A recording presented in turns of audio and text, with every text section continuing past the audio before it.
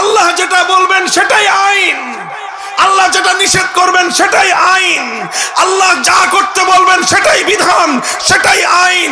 আল্লাহর সেই আইনকে পরিবর্তন করবার, আল্লাহর সেই আইনকে বাতিল করবার, আল্লাহর সেই আইনের বিরুদ্ধাচরণ করবার তাম পৃথিবীর 700 কোটি মানুষ একত্রিত হলেও তাদের সেই অধিকার নাই। নবী, ওলি, আউলিয়া, দরবেশ, গাউস, কুতুব সব কি? সব হলো গায়রুল্লাহ। আর আমার আল্লাহ হলেন একা আল্লাহ। কথাটা পরিষ্কার? তো গায়রুল্লাহ তো চিনলেন। যে কোনো গায়রুল্লাহকে যদি কেউ আল্লাহর স্থানে স্থান দান করে, কেউ যদি আল্লাহর জায়গায় গায়রুল্লাহকে বসায়, ওই গায়রুল্লাহকেই বলা হয় তাগুত। তাগুত চিনলেন? যে আপনি আল্লাহর আসন, আল্লাহর জায়গায় কোন গায়রুল্লাহকে বসালেন, গায়রুল্লাহকে স্থান দিলেন, তাহলে যেই গায়রুল্লাহকে আপনি বা অন্য কেউ আল্লাহর স্থানে স্থান দিল, সেই গায়রুল্লাহকে বলা হয় তাগুত। যেরকম ধরেন, কথা বুঝেন, গভীর কথা, ঈমান দুরস্ত করবার কথা। এই কথা না বুঝলে হাজার হাজার নয়, লক্ষ লক্ষ নয়, কোটি কোটি মানুষ ঈমানদার বলে নিজেদেরকে পরিচয় দেয়, অথচ এক একজন কাট্টা বেঈমান এবং কাফের। কারণ এটা বুঝে না, তারা ঈমানের হাকিকত বুঝে না। এই জন্য যেরকম আমি দৃষ্টান্ত দিয়ে বোঝাই আপনাদেরকে, বলেন তো দেখি, মহাবিশ্বের মধ্যে ইবাদতের মালিক একমাত্র কে? ইবাদতের উপযুক্ত একমাত্র কে? লা ইলাহা ইল্লাল্লাহ। নেই কোন মাবুদ এক আল্লাহ ছাড়া। ইবাদতের উপযুক্ত একমাত্র কে? সুতরাং ইবাদতের উপযুক্ত যেহেতু একমাত্র আল্লাহ, এখন কেউ যদি আল্লাহকে বাদ দিয়ে কোন গায়রুল্লাহর পূজা করে, তাহলে যেই ইবাদতের জায়গাটা ছিল আল্লাহর জন্য নির্ধারিত, সে যে গায়রুল্লাহর পূজা করলো, সেই গায়রুল্লাহকে সে আল্লাহর স্থানে স্থান দিল। সুতরাং যার পূজা করা হলো, সেই গায়রুল্লাহটাকেই বলা হয় তাগুত।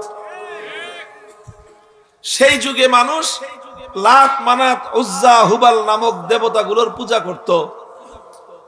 তো ইবাদতের উপযুক্ত ছিলেন কে? একমাত্র আল্লাহকে বাদ দিয়ে যখন লাতকে পূজা করা হলো, তখন লাত তাগুত। আল্লাহকে বাদ দিয়ে যখন উজ্জা, মানাত, হুবাল এই সকল দেবতার পূজা করা হলো, সবগুলো দেবতা হলো তাগুত। আর আজকের বর্তমান যুগে মানুষ দুর্গা, সরস্বতী, কালী, নানা রকম দেব দেবতার পূজা করে থাকে। আল্লাহকে বাদ দিয়ে যখনই দুর্গার পূজা করা হলো, তখন দুর্গাকে বলা হয় তাগুত।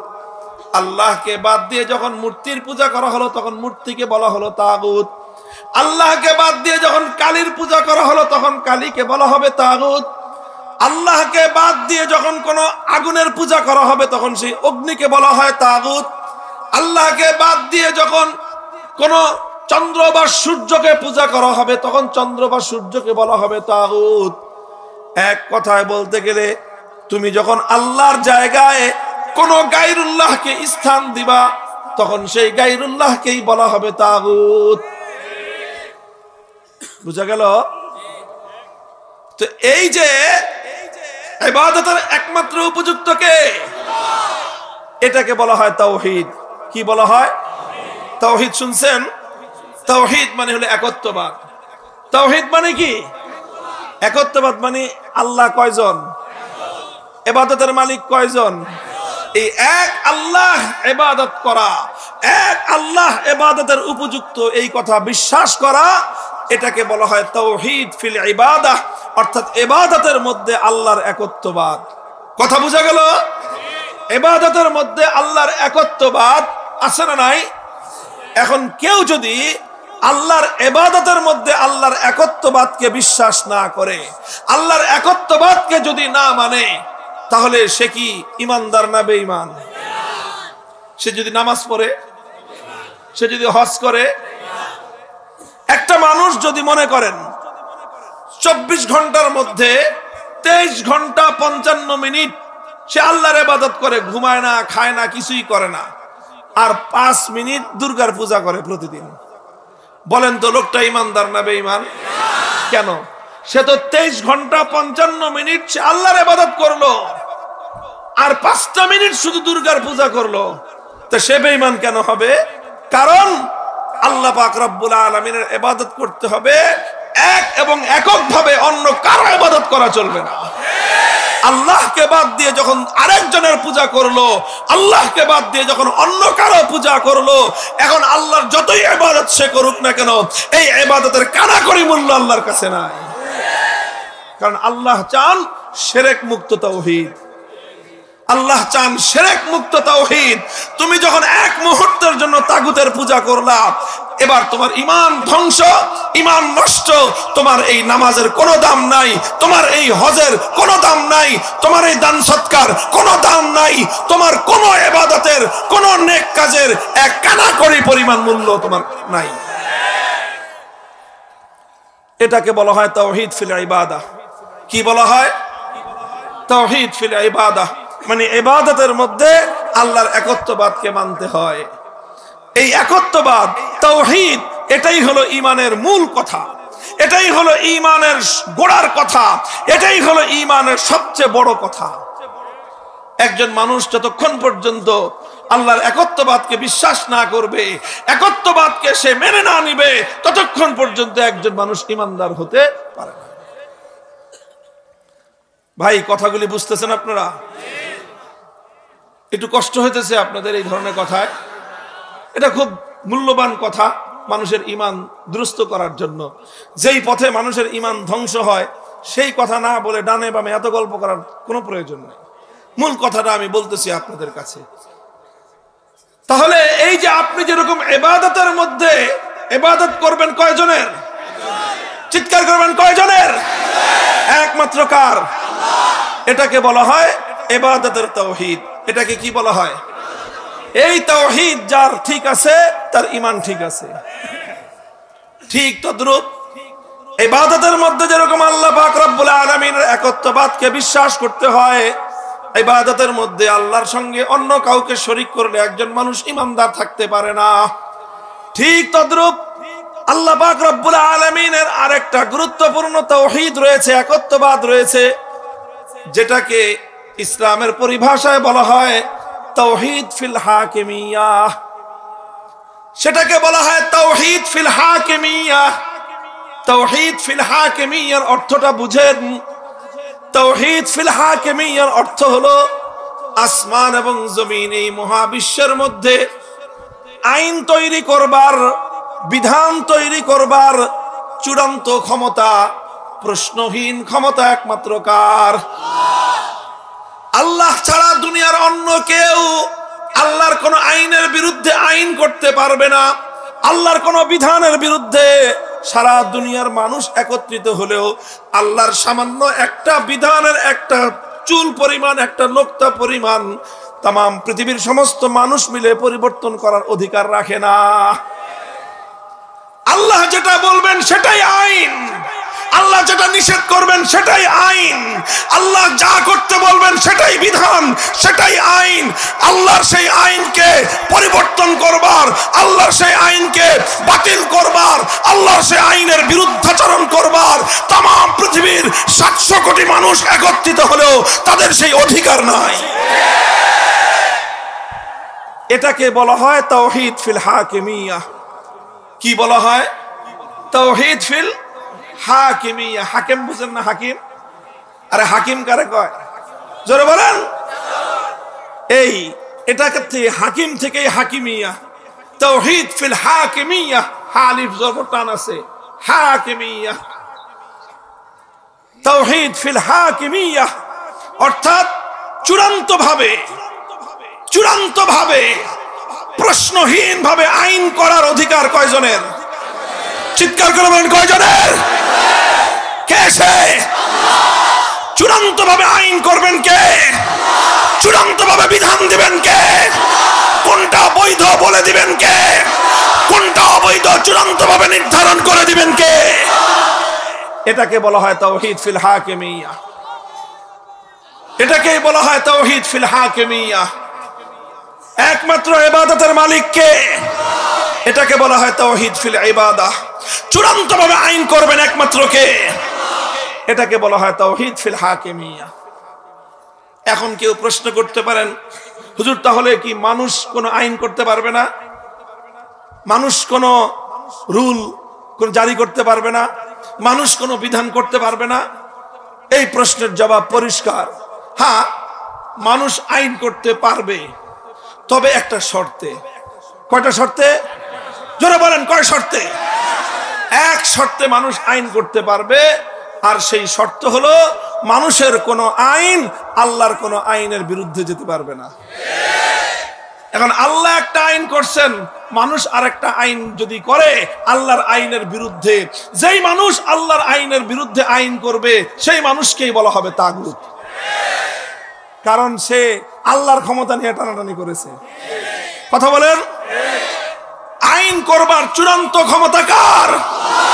আল্লাহ আইন দিলেন, বেটা তুই আবার আল্লাহর আইনকে পরিবর্তন করার ক্ষমতা কই পাইলি? তো তুমি যখন আল্লাহর আইনকে পরিবর্তন করবার জন্য তুমি টানাটানি করলা, তোমাকেই বলা হবে তাগুত। আল্লাহর আইনের বিরুদ্ধে আইন করবার অধিকার মহাবিশ্বের কারণেই সারা পৃথিবীর সমস্ত মানুষ, সমস্ত জিন, সমস্ত ফেরেশতা সব যদি একত্রিত হয়, আমার আল্লাহ পাক রব্বুল আলামিনের একটা আইনের লক্ষ কোটি ভাগের এক ভাগও পরিবর্তন করবার অধিকার রাখে না। আল্লাহ আইন করবেন, মানুষ আইন মানবে, আল্লাহর আইনের ভিতরে থেকে মানুষ আইন করতে পারবে, কিন্তু মানুষের কোনো আইন আমার আল্লাহর আইনের বিরুদ্ধে যেতে পারবে না। মানুষের কোনো আইন যখন আল্লাহর আইনের বিরুদ্ধে চলে যাবে সেই আইনটা বাতিল হবে। মানুষ যখনই আল্লাহর আইনের বিরুদ্ধে, আল্লাহর আইনের বাইরে চলে যাবে, মানুষের সেই আইন অকার্যকর হয়ে যাবে। আর কোনো মানুষ যদি ইচ্ছাপূর্বক ভাবে আল্লাহর আইনের বিরুদ্ধাচরণ করে কোনো আইন করে, আল্লাহর বিধানের বাইরে গিয়ে কোনো বিধান করে, সেই মানুষটাকেই বলা হয় তাগুত। কেউ যদি দুর্গাকে বলা হয় তাগুত, কেউ যদি দুর্গার পূজা করে তাকে বলা হয় মুশরিক। তারা কি বলে? মুশরিক। কেউ যদি আল্লাহর আইনের বিরুদ্ধে আইন করে তাকে বলা হয় তাগুত। সেই তাগুতের আইন যারা মানে তাদেরকেও বলা হয় মুশরিক। কথা খুব জটিল জায়গায়, খুব জটিল জায়গায়। যেখানে ঘাও সেখানেই কিন্তু যে এবার আঘাত লাগবে, তখনই কিন্তু মোসলামুসি শুরু করবে। অপারেশন তো সেখানেই করতে হবে যে হাতে ঘাও। বলেন, টিউমার যেখানে, অপারেশন তো সেখানে, নাকি না ভালো জায়গায়? এই আমি এখন অপারেশন করব, দেখবেন কারো কোনো ব্যথা লাগবে না। যার টিউমার আছে সে ছটফট শুরু করবে। এখন বলেন, একজনের টিউমার হয়েছে, ক্যান্সার হয়েছে, এখন সে ছটফট করে, লাফালাফি করে, এমন কি তার অপারেশন করা উচিত না? উচিত না? যদি সে লাফায়, ঠাইসে ধরে অপারেশন করা দরকার। ঠেসে ধরে অপারেশন করব আমরা। ঈমানের প্রশ্নে যাদের শরীরে ক্যান্সারের জীবাণু আছে, তুমি যতই লাফালাফি করো, যতই তুমি দাপাদাপি করো, আমরা জোর করে তোমার অপারেশন করেই ছাড়বো ইনশাআল্লাহ। মুক্তির রাস্তা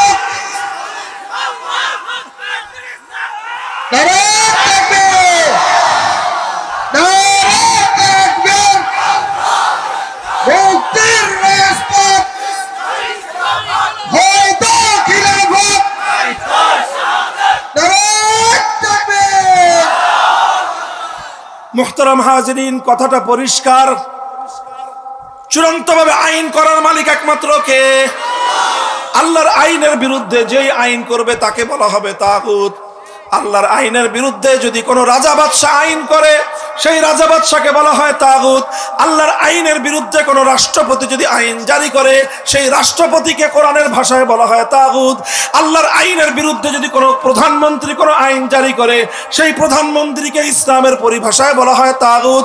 আল্লাহর আইনের বিরুদ্ধে কোনো মন্ত্রী পরিষদ যদি কোনো আইন পাশ করে, সেই মন্ত্রী পরিষদকে বলা হয় তাগুত।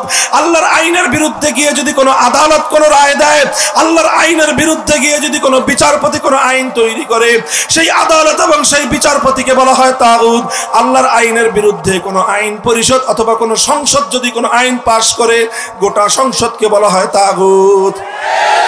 আর আল্লাহর ওই আইনের বিরুদ্ধে যে আইন যারা করলো, ওই আইন যারা মনে প্রাণে মেনে নিবে, সবগুলোর নাম হলো মুশরিক। যদি বলেন যদি সে হজ করে, আলহাজ মুশরিক। হজ করলে সে কি হজ? তুমি কয়বার করছো? আর আবু জাহেল কয়বার করছে? হিসাব করো। তোমার চেয়ে কয়েক গুণ বেশি হজ কে করেছে? কম পক্ষে 50 বার হজ করছে কে? ইমানদার না বেঈমান? সন্দেহ আছে কোনো?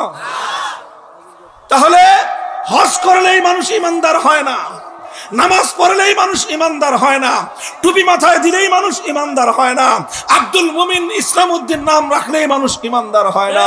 ইমানদার হওয়ার জন্য তোমাকে ঈমানের বিশ্বাসগুলো বুকের মধ্যে কঠিন ভাবে ধারণ করতে হবে। তোমাকে যেমন মানতে হবে ইবাদতের মালিক কয়জন? কে? তোমাকে এটাও মানতে হবে চূড়ান্ত ভাবে আইন করার অধিকার কয়জনের? কার? সেই আল্লাহর বিরুদ্ধে যারা আইন করবে তারাই হলো তাগুত। সেই তাগুতের আইন যারা মানবে তারাই হলো মুশরিক। কথাটা এই জায়গায় পরিষ্কার, খুব পরিষ্কার কথা। ঈমান এবং শিরকের ব্যাপারে একচুল পরিমাণ কোনো ভেজাল চলবে না। আল্লাহর কোরআন বলেছে, ইন্নাল্লাহা লা ইয়াগফিরু আন ইউশরাকা বিহি ওয়া ইয়াগফিরু মা দুনা যালিকা লিমান ইয়াশা। আল্লাহ পাক রব্বুল আলামিন সব গুনাহ মাফ করতে পারেন। সারা জিন্দেগিতে এক ওয়াক্ত নামাজ পড়ো নাই, আল্লাহ অনেক বেনামাজিকে মাফ করে দিবেন। সারা জিন্দেগিতে পশ্চিম দিকে উষ্টা খাওয়াও পড়ে নাই, এমন বেনামাজিকেও আল্লাহ পাক মাফ করে দিতে পারেন। কোনোদিন যাকাত দেয় নাই, আল্লাহ মাফ করে দিতে পারেন। কোনোদিন হজ করে নাই, আল্লাহ মাফ করে দিতে পারেন। কোনোদিন জিহাদ করে নাই, আল্লাহ মাফ করে দিতে পারেন। কিন্তু আল্লাহর কোরআন পরিষ্কার করে দিয়েছে, যারা শিরক করবে আল্লাহ কোশ্চিনকালেও তাদেরকে মাফ করবেন না। শিরক মানে হলো এই, যেটা আল্লাহর স্থান, আল্লাহর জায়গায় তুমি গায়রুল্লাহকে বসাবা, এটার নামই হলো শিরক।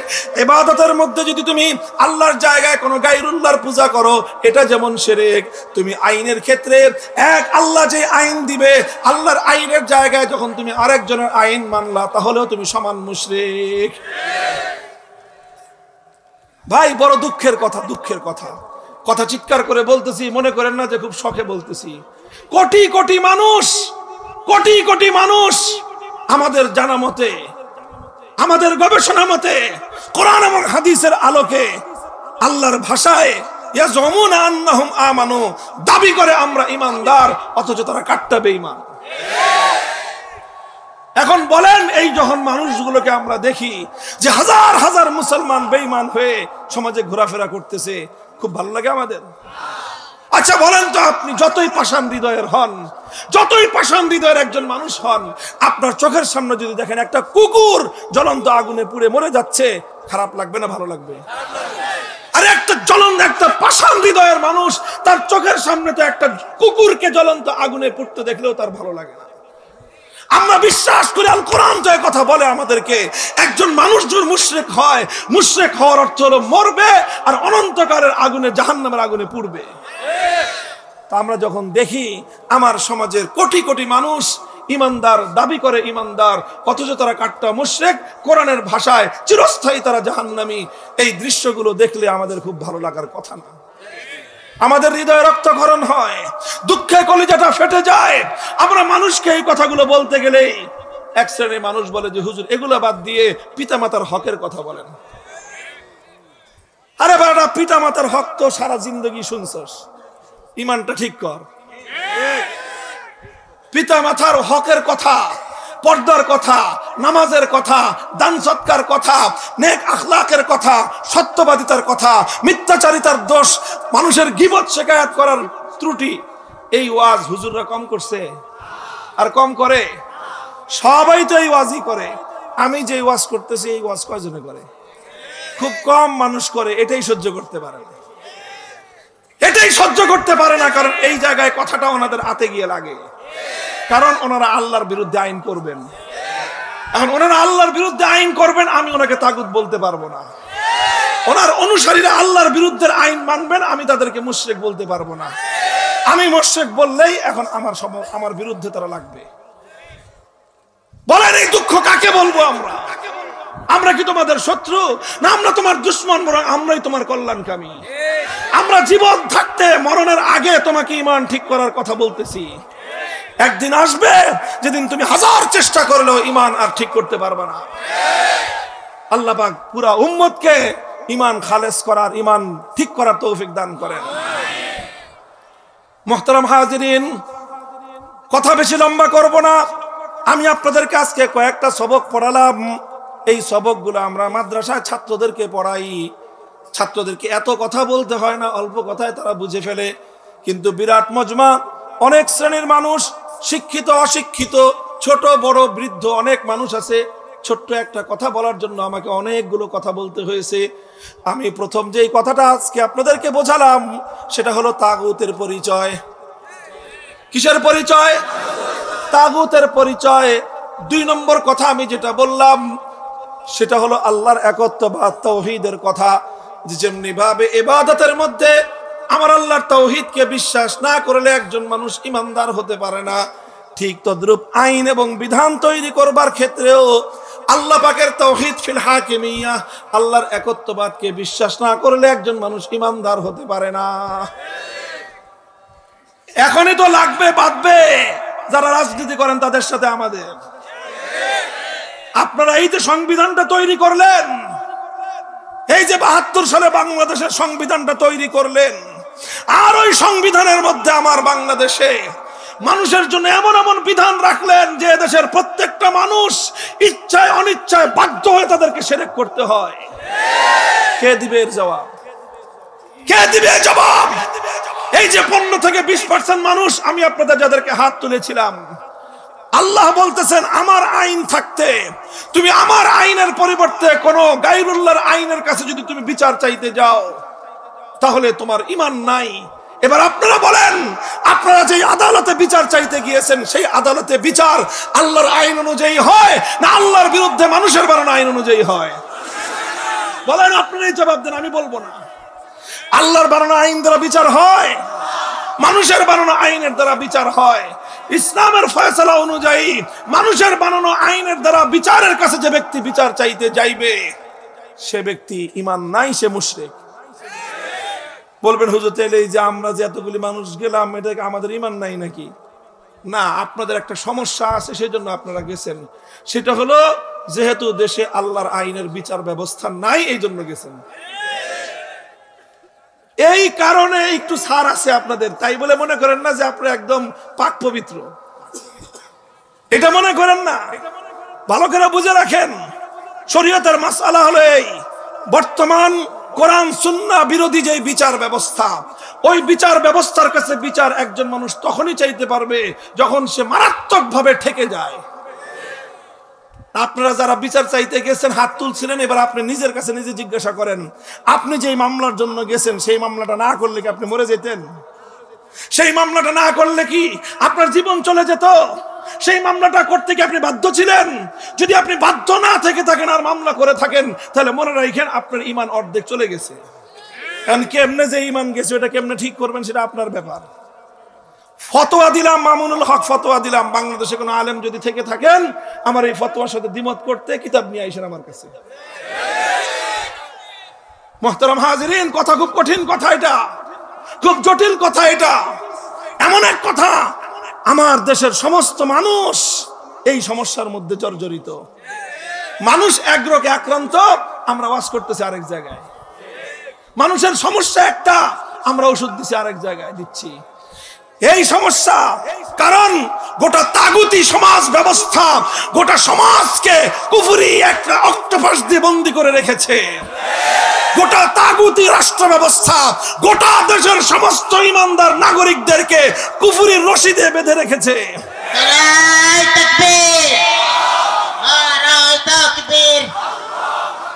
এই সমাজ ভাঙতে হবে, দিনের সমাজ আনতে হবে, এই সমাজ ভাঙতে হবে।